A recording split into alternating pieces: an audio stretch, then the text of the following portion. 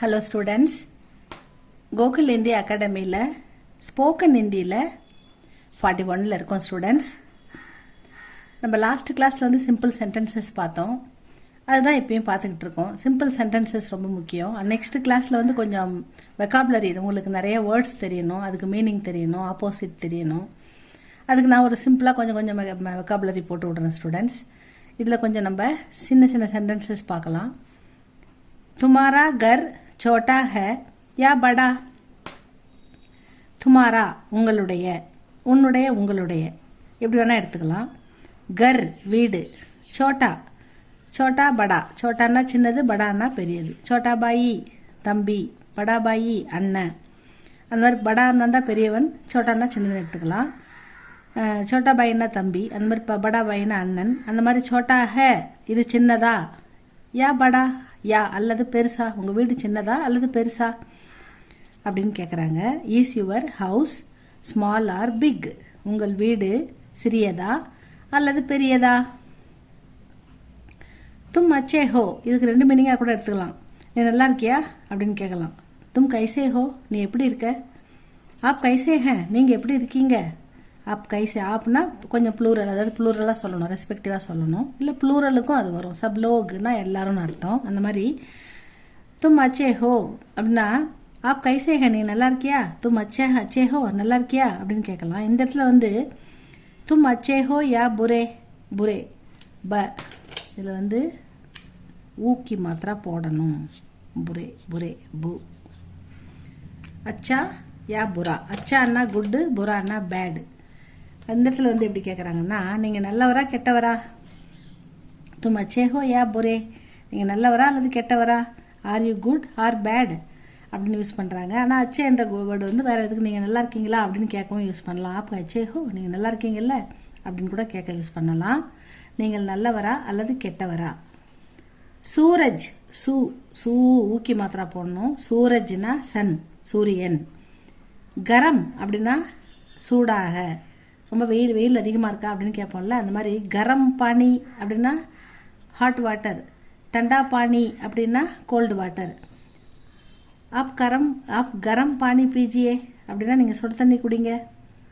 தும்கோ கரம் பானி சாகியே, உனக்கு சூடான தண்ணி வேணுமா? யா டண்டா பானி, இல்லை சில் தண்ணி வேணுமா? அப்போ சூரஜ் கரம் ஹே யா டண்டா, கரம்க்கு ஆப்போசிட் தான் டண்டா. இங்கே பிக்குக்கு ஆப்போசிட் தான் ஸ்மால், படா சோட்டா. அந்த மாதிரி இங்கே கரம் டண்டா. கரம்னா ஹாட்டு, டண்டான்னா கோல்டு. வெயில் இன்றைக்கி அதிகமாக இருக்கா, ரொம்ப ஹாட்டாக இருக்கா, அதுதான் அவங்க கேட்குறாங்க. சூரஜ் கரம் ஹே யா டண்டா? Is the sun hot or cold? வெயில் சூடாக இருக்கிறதா அல்லது குளிராகவா? இல்லை ரொம்ப மிதமாக தான் இருக்கும், வெளில போகலாம். வெளில போகிறதுக்கே வெயிலில் பசங்க பயப்படுறாங்கல்ல, இப்போ வெயில்னாலே அலறாங்க. அதனால் இந்த சென்டென்ஸ் ஸ்டூடெண்ட்ஸ். நெக்ஸ்ட்டு ஹிந்தி சீக்கினா, ஹிந்தி இந்த மாதிரி இந்த நான் பாதியில் எழுதினா கூட இந்துன்னு படிக்கலாம். மேலே பிந்து வச்சாலும் இந்துன்னு படிக்கலாம். ஹிந்தி அந்த பிந்து வச்சு தி போட்டாலும் ஹிந்தி கரெக்டு தான். இந்த நாவில் பாதி எழுதி தி எழுதினாலும் ஹிந்தி கரெக்டு தான். ஹிந்தின்ற வேர்டு ஹிந்தி. சீக்குனா கற்றுக்கிறது, சீக்குனா கற்றுக்கிறது, சிக்கானா அப்படின்னா கற்றுக் கொடுக்கறது, படுனான்னா படிக்கிறது, படாத்தின்னா சொல்லி கொடுக்கறது. ஆசான் அப்படின்றது வந்து ஈஸி அப்படின்ற இதுக்கு பயன்படுத்துகிறாங்க. சுலப் அப்படின்றதும் வந்து ஈஸின்னு சொல்லுவாங்க. தமிழ் வேர்டு தான் சுலபம் அப்படின்னு சொல்கிறோம்ல, அது சுலப்னு சொல்லலாம். ஆசான்றது வந்து ஈஸி அப்படின்னு எடுத்துக்கலாம். ஹிந்தி சீக்குனா ஆசான் ஹே யா முஷ்கில்? முஷ்கில்னா கஷ்டமாக இருக்குமா, டிஃபிகல்ட்டாக இருக்குமா? ஹிந்தி கற்றுக்கிறது ஈஸியாக கஷ்டமா?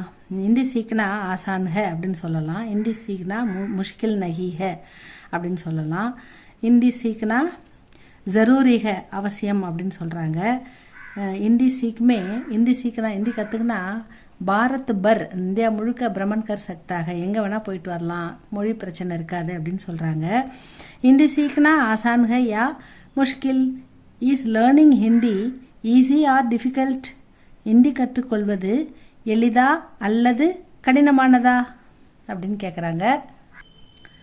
துமாரா இங்கே வந்து து இம் ஹா ரா அப்படின்னு எழுதும்போது நம்ம தும்ஹாரா ஹம்ஹாரா அப்படிலாம் எழுதணும். சொல்லும்போது துமாரா ஹமாரா அப்படின்னு சொல்லணும். அது அப்படியே துமாரான்னு எழுதிடக்கூடாது. இந்த மாதிரி இம் போட்டு ஹா போட்டு ரா போட்டு எழுதணும். தும்ஹாரான்றதை துமாரா அப்படின்னு படிக்கணும். துமாரா கப்டா साफ है साफना क्लीना சுத்தமாக இருக்கா சஃபேத்னா வெள்ளை சாஃப்னா சுத்தம் சுத்தமாக இருக்கா யா கந்தா கந்தான்னா அழுக்கா இருக்கா இந்த ட்ரெஸ்ஸு அழுக்கா இருக்கா நான் வேறு மாற்றிக்கவா பதல் கர் சக்தி ஹூம் பதல்னா மாற்றிக்கிறது அந்த மாதிரி மாற்றிக்கவா அந்த மாதிரி இந்த ட்ரெஸ் வந்து அழகாக இருக்கா இல்லை அழகான்னா என்னது குப்சூரத் சுந்தர் ஏ கப்படா சுந்தர் ஹே ஏ கப்படா இது வந்து இந்த ட்ரெஸ் அழகாக இருக்கா ஏ கப்படா சுந்தர் ஹே சாடி சாடின்னா புடவை சாடியா பகுத் சுந்தர் ஹே புடவைகள் அழகாக இருக்கின்றன அப்படின்னு சொல்லலாம் அந்த மாதிரி கப்படான்னா பொதுவாக துணி துமாரா கப்படா நீ போடுகிற துணி சாஃப் ஹே யா கந்தா சுத்தமாக இருக்கா இல்லை அழுக்கா இருக்கா your clothes are clean or dirty உன்னுடைய ட்ரெஸ் வந்து சுத்தமாக இருக்கா டர்ட்டி அழுக்கா இருக்கா மேரா கப்படா சாஃப் ஹே என் ட்ரெஸ் சுத்தமாக இருக்குது நயே கப்படா அபியே பகன் அபின்னா இப்போ தான் போட்டேன் அபி பகன் தீகும் இப்போ தான் போட்டேன்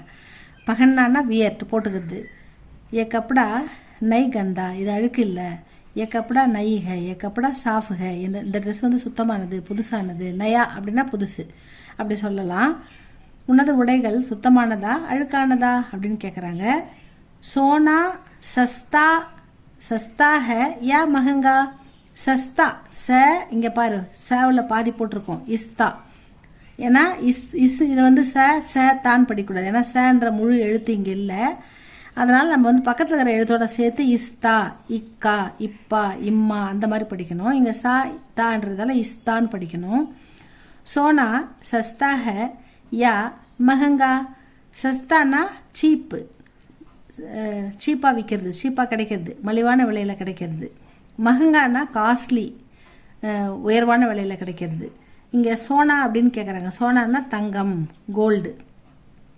கோல்டு சோனா சஸ்தாக யா மஹங்கா விலை கம்மியாக இருக்கா சஸ்தா சீப்பாக இருக்கா இல்லை அதிகமாக இருக்கா இஸ் கோல்டு சீப் ஆர் எக்ஸ்பென்சிவாக இருக்குது ஏன்னா இப்போ நம்ம கோல்டு வந்து அபி ஆஜ்கல் சோனா பகுத் மஹங்காக இன்னைக்கு இப்போ வந்து தங்கம் ரொம்ப காஸ்ட்லியாக இருக்குது ரொம்ப விலையாக இருக்குது பகுத் ஜாதா மஹங்காக ரொம்ப மஹங்கா ரொம்ப காஸ்ட்லி ரொம்ப எக்ஸ்பென்சிவாக இருக்குது அப்படின்னு சொல்லலாம் தங்கம் மலிவானதா அல்லது விலை உயர்ந்ததா விலை உயர்ந்தது வெரி எக்ஸ்பென்சிவ் பகுத் மஹங்கா பகுத் சஸ்தா நஹி பகுத் மஹங்காக அப்படின்னு சொல்லலாம் இதுதான் வந்து சென்டென்சஸ் இது என்னுடைய நம்பர் ஸ்டூடெண்ட்ஸ் உங்களுக்கு எதாவது டவுட்டுன்னா ஏதாவது சொல்லணுன்னா கமெண்டில் சொல்லுங்கள் ஏதாவது கிளாஸஸ் தேவைப்பட்டால் உங்கள் குழந்தைங்களுக்கு இல்லை படிக்கிற ஸ்டூடெண்ட்ஸுங்களுக்கு ஏதாவது தேவைப்பட்டால் இந்த நம்பருக்கு காண்டாக்ட் பண்ணுங்கள் ஆன்லைன் கிளாஸ் எடுக்கிறோம் அதனால் வந்து சொல்லுங்கள் ஸ்டூடெண்ட்ஸ்